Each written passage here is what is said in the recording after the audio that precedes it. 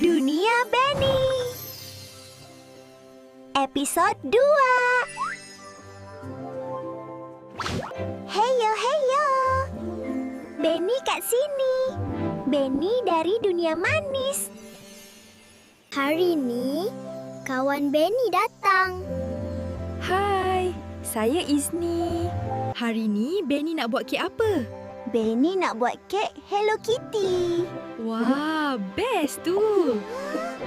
Jom kita ke dapur saya. Wah, cantiknya dapur. Izni pandai dekor kek tak? Bolehlah sikit-sikit. Saya panggil pekerja kecil tolong.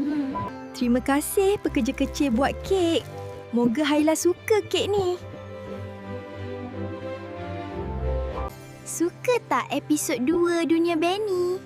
Kalau suka, jangan lupa follow ya.